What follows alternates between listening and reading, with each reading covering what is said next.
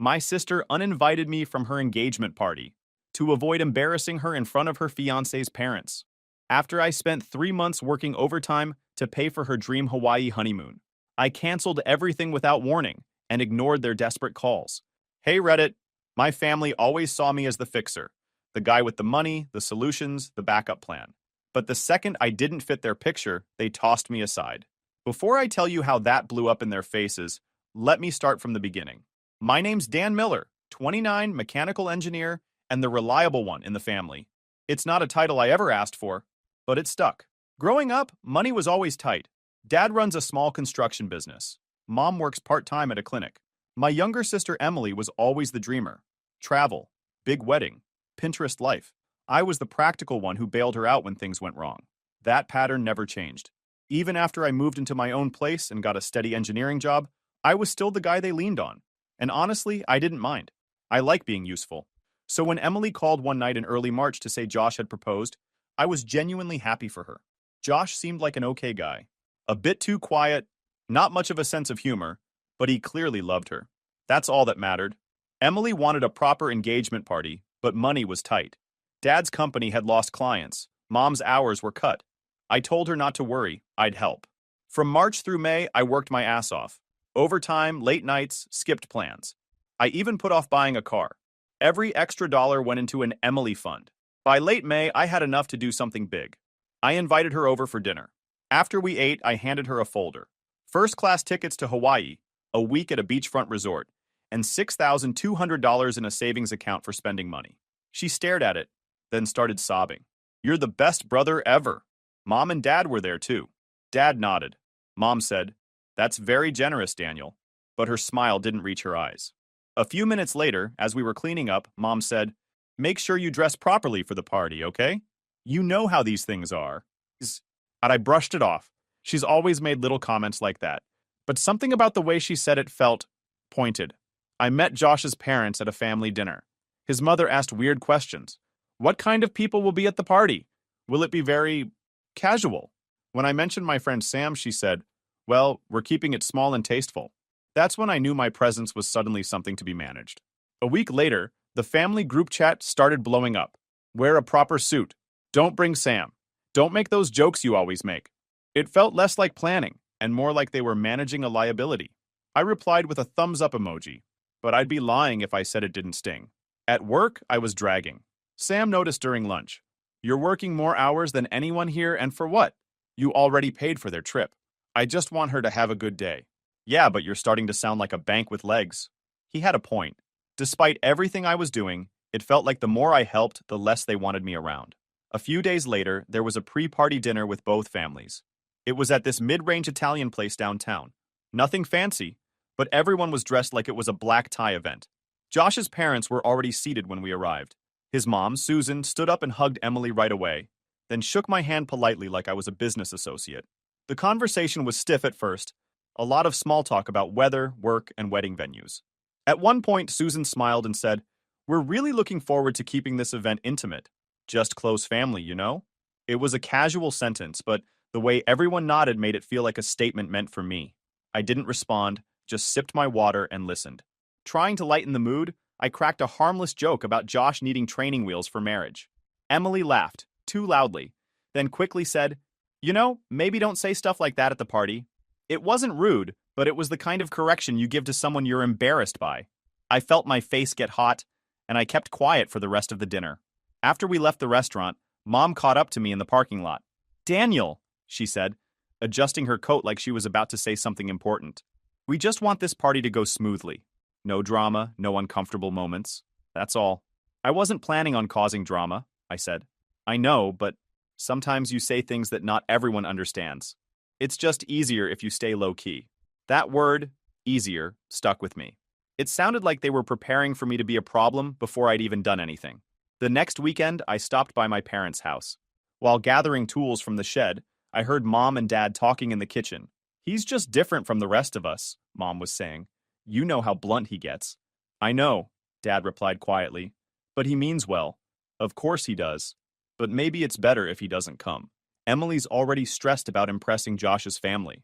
I froze for a second. My own parents. the people I'd bent over backwards to help, were discussing whether I should even be there. I stayed outside for a while, pretending to be busy with the fence until they stopped talking. When I went back inside, they acted like nothing happened. Dad asked about the game that was on. Mom offered me coffee. I answered like nothing was wrong because I didn't trust myself to say anything without it turning ugly. But something had definitely shifted. It wasn't just the weird messages or the hints anymore. They were planning for me to be out of the picture. They didn't even think I'd overhear. That night, lying in bed, I kept replaying the words in my head. Maybe it's better if he doesn't come. They weren't angry or cruel when they said it. They were casual, like it was a simple, obvious solution. I didn't know what to do with that yet. I wasn't ready to confront anyone, and I didn't want to blow things up before I knew exactly what was happening. But for the first time, I felt like maybe I wasn't part of this family the way I'd always believed. And I had a sinking feeling that this wasn't the last I'd hear about it. The text from Mom came on a Thursday night. "Can you come by Saturday? We need to talk before the party." No explanation, no extra detail, just that. I already had a good idea what it was about. After weeks of suggestions and overhearing that conversation in the kitchen, I knew this wasn't going to be a pleasant chat. I showed up around noon. Emily and Josh were on the couch. Dad was in his armchair staring at nothing. Mom was standing, waiting. "Daniel," Mom started, "we've been talking about the engagement party. We think it's better if you don't come." She said it like she was announcing the weather. Emily stared at the floor. Josh shifted uncomfortably. Dad didn't look up. "It's nothing personal. With Josh's parents' crowd, we want to avoid awkward situations. You can celebrate with us another time." I took a breath and nodded. "Good to know," I said. That was it. No yelling, no scene. If this was how they saw me, there was nothing left to argue about. I grabbed my jacket from the back of the chair and left. No one tried to stop me. Emily didn't even look up until I was at the door. The drive home was quiet. I didn't bother turning on the radio. My mind wasn't racing or replaying the moment. I felt oddly steady. If they didn't want me there, I wasn't going to force myself into the picture. The first thing I did when I got home was cancel everything. The flights, the hotel, the $6,200 savings account. All of it. Took a few hours on the phone and some emails, but by the end of the night, every dollar was back in my account. After that, I walked over to the bookshelf by my living room window. On the second shelf, there was a framed photo of me, Emily, Mom, and Dad from 5 years ago, the last time we'd all taken a trip together. I stared at it for a second, then took it down and slid it into the drawer of my desk. Not smashed, not thrown away, just out of sight. I made a simple dinner, read a bit, and went to bed earlier than usual. For the first time in months, I slept through the night without waking up to check work emails or think about money. It wasn't happiness exactly, but it was peace. Something I hadn't felt in a long time. The next morning, my phone was lit up with notifications. 19 missed calls. Most from Emily, a few from Mom and Dad, and 2 from a number I didn't recognize. Probably Josh. There was one voicemail. I listened to it once. Emily's voice was shaky. "Dan, please call me. Please, we need to talk. Just call me back." I deleted the message and set the phone face down on the kitchen table. Then I made coffee and scrambled eggs, same as I did every Saturday morning. The sun was coming through the blinds, and the apartment was quiet. I didn't text anyone. I didn't answer the phone. I just sat there and ate breakfast, thinking about how quickly everything had changed. I'd spent months trying to make sure my sister had the perfect celebration, and now I wasn't even invited. The calls kept coming that day, but I let them all ring out. By the afternoon, I put the phone on silent and left it on the counter. I didn't feel guilty, and I didn't feel angry. I just felt done. They had made their decision. All I'd done was accept it. The day after I deleted Emily's voicemail, the calls doubled. My phone would start buzzing the moment I woke up and wouldn't stop until I went to bed. Most were from Emily, a few from Mom, and 1 or 2 from Dad. I didn't answer any of them. By Monday, the tone of the messages had changed. Emily's were no longer just, "Please call me." They turned into long, rambling apologies mixed with panic. "I know we messed up," one said. "We shouldn't have said you couldn't come. Please, Dan, we just need to talk." Another was shorter. "I'm begging you. Call me. Please." Mom's messages were different. They were guilt wrapped in politeness. "I think you're overreacting, Daniel," one voicemail started. "Families fight. It doesn't mean you pull away completely." Another said, "We didn't mean to hurt you. This is just one day. You're still part of this family." Dad's were the hardest to listen to. He sounded tired. "Son, please, just pick up. We can fix this." I still didn't respond. I read the messages and deleted them. I had nothing to say. At work, things were strangely calm. With all the family drama out of the way, I finally had the headspace to focus on projects I'd been neglecting. On Wednesday, my manager pulled me into his office. Dan, he said, leaning back in his chair, I don't know what's changed, but your work the last couple weeks has been excellent. If this keeps up, I think we'll be talking about a senior position by the end of the quarter. It caught me off guard. I'd been so buried in family responsibilities that I hadn't thought about anything else for months. The idea of a promotion, of finally moving forward, felt good. I walked out of his office with a weird mix of relief and regret. Relief that I was finally focusing on myself. Regret that it had taken a family disaster to make me do it. Sam and I grabbed lunch that day. He'd been following the situation from the sidelines and didn't hold back. So they're all calling you now? He asked. Non-stop, I said. It's like a full-time job ignoring them. He shook his head. You're not a bank with legs, man. They're not upset because they hurt you. They're upset because their plan fell apart without your money. I know. Then don't cave. They need to sit with it. If you give in now, they'll learn nothing. It was blunt, but he was right. If I answered the phone now, everything would go back to how it was. Me solving problems, them taking it for granted. By the end of the first week, the calls slowed down. By the end of the second, they almost stopped entirely. It was quiet and it was strange, but it also felt freeing. I started doing things I'd been putting off. I cleaned out my apartment, went hiking on weekends, learned to actually cook. It wasn't about revenge. It was about filling the space they used to take up with something that actually belonged to me. 2 Saturdays later, my cousin Mark texted me about a small get-together at his place. Normally, I'd skip family stuff while everything was still raw, but Mark and I had always gotten along. I decided to go. When I got there, Mark handed me a beer. I took a soda instead, and we sat on his porch talking. He'd heard about what happened from his mom, my aunt. I'm not gonna lie, he said. I think you're right to stand your ground. I wish I'd done it years ago. What do you mean? I asked. You know how my parents are. Every time they ask for something, I give in. Money, time, whatever. And every time I do, they expect more. It never ends. I thought I was being the good son. All I did was teach them they could walk all over me. Hearing him say that stuck with me. Mark wasn't angry or bitter, but he looked tired. The kind of tired that comes from years of being taken for granted. I didn't want to end up like that. When I left his house that night, I felt more certain than ever that I'd done the right thing. The engagement party happened without me. I didn't ask for details, but I heard through my cousin Mark a week later. Apparently it was fine. His word, not mine. Small crowd, stiff conversations, nothing memorable. Emily had texted me the morning of the party one more time. Please just come. I'm sorry, I didn't respond. What I didn't know until later was that Josh's parents spent the whole night asking where I was. When Emily told them I couldn't make it, Susan kept pressing. But he's your brother, isn't he? That's odd. Turns out they'd heard I paid for the honeymoon and thought it was rude I wasn't there. The irony wasn't lost on me when Emily finally admitted that months later. But at the time, I didn't care if it went well or crashed and burned. I stayed home, ordered pizza, and watched a movie I'd been meaning to catch up on. No regrets. The next morning, I woke up early and started making coffee. The apartment was quiet except for the sound of the machine. It had been over 2 weeks since I'd spoken to anyone in my family. I figured this might be how things stayed for a while. Then there was a knock at my door. It wasn't a polite knock, more like someone who had been standing there for a while and didn't plan on leaving. I opened the door and there was Emily. She looked awful. Her hair was a mess.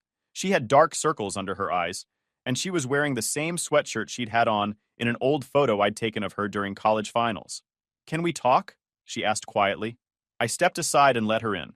She walked around for a moment, then turned toward me. I know you don't owe me anything, she said, but I need to explain what happened, and I need to say I'm sorry. Properly this time. I motioned for her to sit down. Emily sat on the edge of my couch, holding a mug of coffee she hadn't touched. She looked like someone who hadn't slept properly in weeks. For a while, neither of us said anything. I just waited. Finally, she took a deep breath and started talking. I need to tell you the truth, she said quietly. I was the one who suggested you shouldn't come to the party. I didn't react. I think she expected me to yell or walk out, but I just nodded for her to keep going. When Josh's parents first met you, they made a few comments after dinner, she said. Nothing direct, just hints. They said they hoped the engagement party would be traditional and elegant. They asked if everyone in the family was the same kind of person. I panicked. I felt like if anything went wrong, they'd think less of me. And instead of telling them to mind their own business, I started thinking maybe they were right. I went to Mom first. I told her I was worried about making the wrong impression, and I asked if maybe it would be easier if you sat this one out. She didn't push back. She agreed almost immediately, like she'd been thinking the same thing. Dad didn't argue either. So, yeah, I planted the idea, but everyone ran with it pretty fast. I'd suspected this from the beginning, but hearing her say it hit harder than I expected. So all those suggestions about what to wear, what to say, that was you trying to make me fit their idea of acceptable. Yes, she said. And it was wrong. I know that now. She took a shaky breath and kept going. I think part of it is that I've always felt like the messy one compared to you. You've got your life together. Good job, stable, responsible. I'm the one who calls for help when I mess up. I hate that I rely on you so much. And when it came to this party, I wanted to prove I could handle everything myself, that I could make everything perfect without needing you. But you did need me, I said, finally speaking. You needed me to pay for things.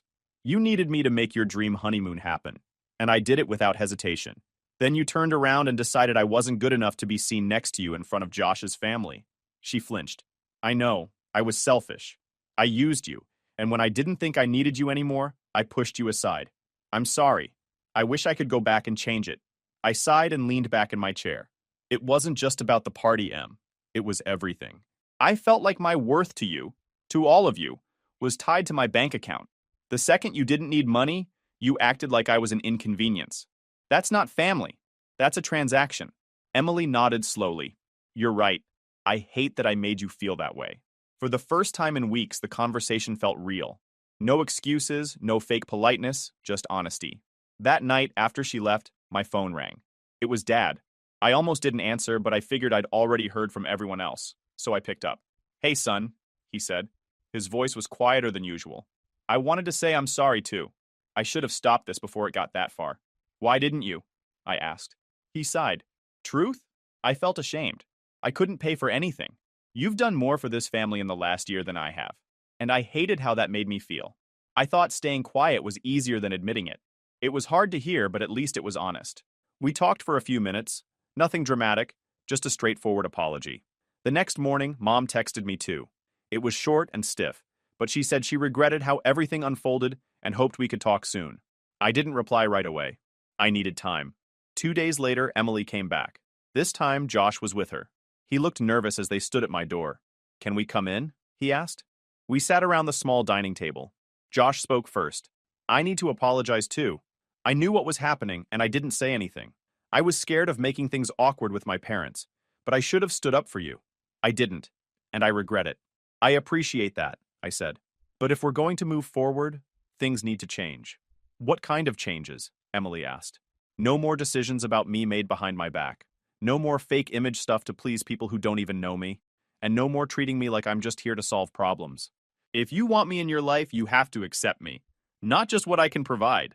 They both nodded. Josh looked me straight in the eye. We understand. And we're going to prove it, not just say it. It wasn't a fix. It wasn't forgiveness. But for the first time since this whole thing started, it felt like a real start. They weren't trying to sweep it under the rug or patch things up with empty words. They were owning what they'd done. And if they really meant what they said, maybe, just maybe, we could build something better than what we had before. But the week after our conversation, things felt different. Not perfect, not magically fixed, but different. Emily and Josh stopped sending long apology texts and started showing me what they meant. The first update came in the form of a short message from Emily on a Wednesday morning. Hey, just letting you know, we canceled the honeymoon plans. We're going to save for it ourselves and do it later. I think that's the right thing to do. It was only one sentence, but it spoke louder than all the voicemails and messages she'd left before. A week later, she sent another message. We're opening a separate savings account and putting money in each month. No help needed. That was the first real sign that maybe things were shifting. They weren't trying to smooth things over with words anymore. They were taking responsibility. My parents made changes too. Dad called to tell me he'd sold an old trailer he hadn't used in years and planned to use the money for part of the wedding expenses. Mom took on an extra shift at the clinic. She mentioned it casually, but I could tell it was her way of stepping up without expecting me to carry the weight. 3 weeks later, Emily invited me over for dinner. No big announcements, no family meeting, just a simple message.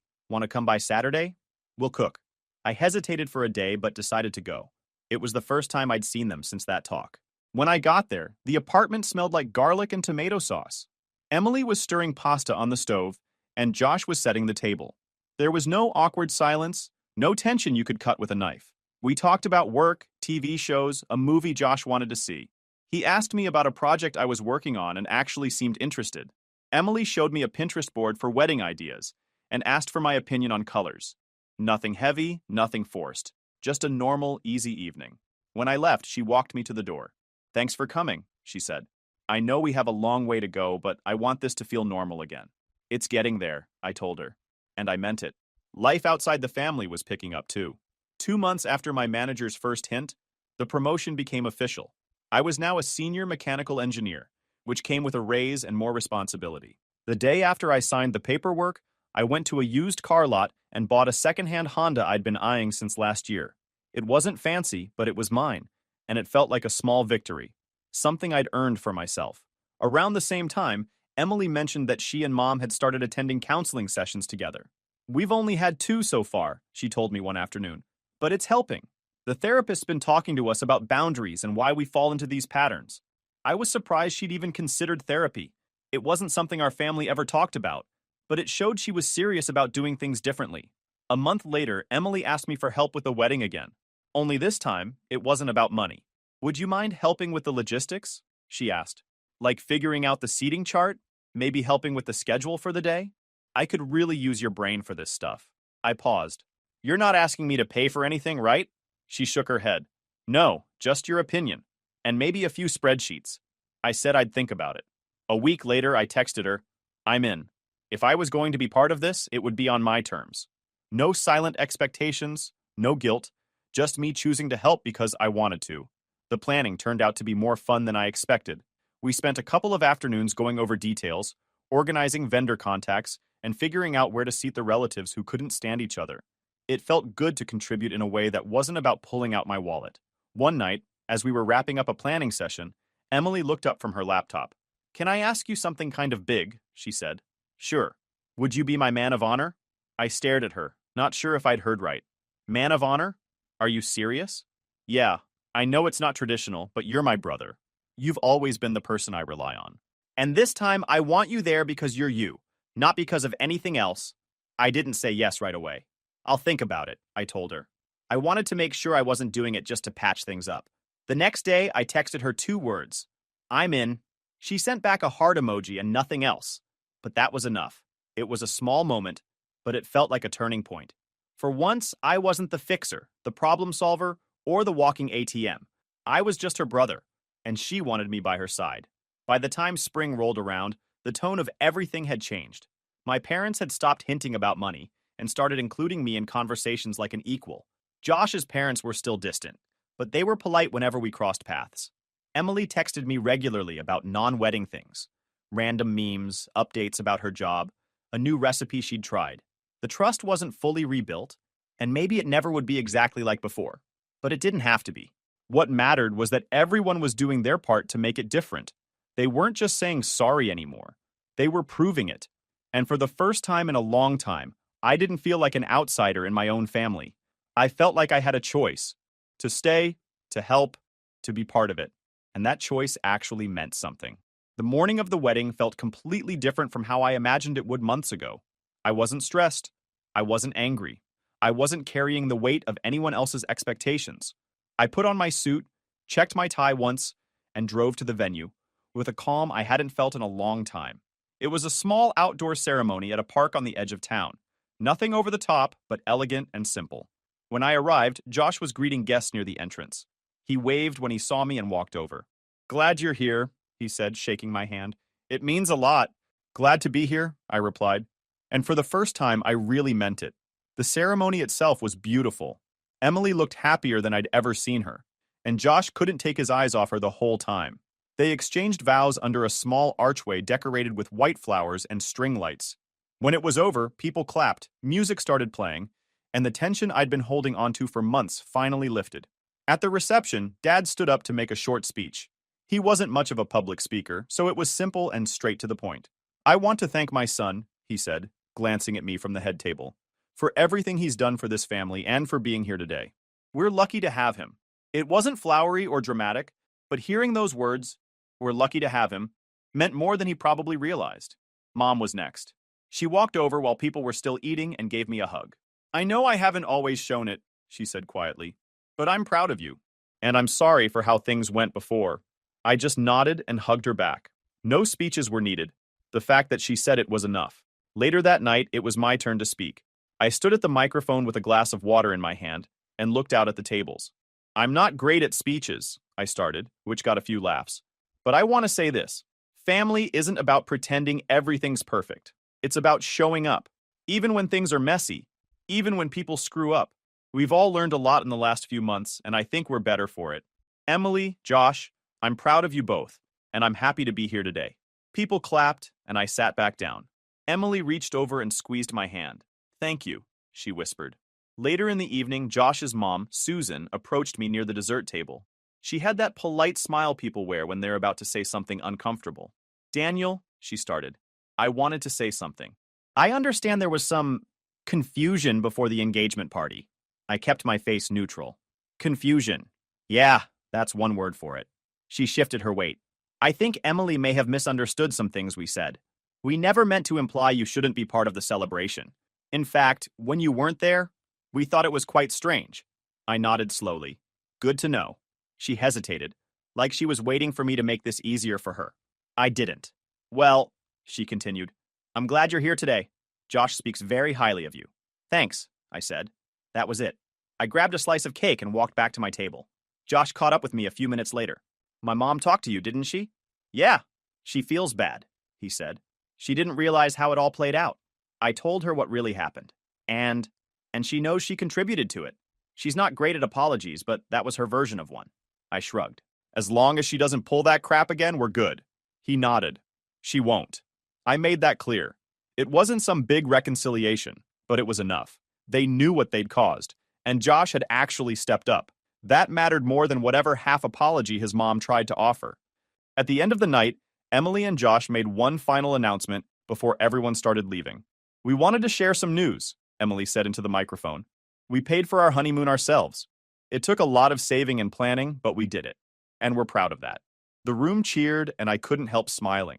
It was a small thing, but it showed how much had changed. They weren't relying on anyone else. They had grown, and that made me proud too. Before I left, Emily pulled me aside. "I know I've said this 100 times," she said, "but I want you to know I want you in my life. Not because I need something from you, but because I want you there. Always. I'll always be here," I told her. "But now it'll be on my terms." She smiled and hugged me. That's fair. Life after the wedding settled into a rhythm I hadn't experienced before. The family felt different. We still disagreed about things sometimes.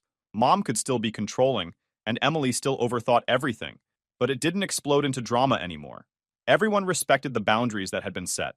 I started visiting more often, but not because I felt obligated. Sometimes I'd stop by on a Sunday just to have dinner. Sometimes I'd skip a week because I was busy with work or wanted a weekend to myself. Nobody made me feel guilty about it. Things were better, but not everything was easy. Mom had been picking up extra shifts at the clinic for months. First to help pay for wedding expenses, then because she felt guilty about how everything went down. I'd noticed she looked tired whenever I stopped by, but she always brushed it off. "I'm fine, Daniel. Don't worry about me." Emily had mentioned it too. Mom's working herself into the ground. I told her she doesn't have to anymore, but she won't listen. I should have said something sooner. Then, a couple of months after the wedding, something unexpected happened. Mom collapsed at work. It was nothing life-threatening. A mix of overwork, exhaustion, and dehydration. The doctor said she'd been running on fumes for months, and her body finally gave out. She had to spend 2 nights in the hospital for observation. Emily called me from the waiting room. "Can you come?" she asked. "I'm already on my way," I said. When I walked into the hospital room, Mom looked small and tired in a way I'd never seen before. She smiled weakly when she saw me. "I guess I pushed myself too hard," she said. "Looks like it," I replied, pulling a chair up next to her bed. "Maybe try listening to people when they tell you to slow down." She chuckled softly. "I will. I promise." We talked for a long time. About work, about the wedding, about nothing in particular. At one point, she reached out and held my hand. "I'm glad you're here," she said. "I don't deserve how much you care." "It's not about deserving it," I told her. "It's about choosing it." And that was the truth. I wasn't there because I felt obligated or pressured. I was there because I wanted to be. Because despite everything, she was still my mom. 6 months after the wedding, the photo I had taken off my shelf months earlier was still in my desk drawer. One Sunday afternoon, I pulled it out again. It was a picture of all four of us on a beach trip years ago, sunburned and smiling, back when things were simpler. This time, I didn't shove it back into the drawer. I set it back on the shelf. Not because everything was perfect, far from it, but because things were honest now. And that honesty made the whole messy, complicated idea of family feel real again. I still had my life, my boundaries, and my independence. But now I also had a family that saw me for who I was, not just what I could give them. And for the first time in a long time, that was enough. YouTube just dropped this new hype feature. If you're hooked on this story, smash that hype button. It tells YouTube this video deserves to blow up, and it keeps even crazier stories coming your way.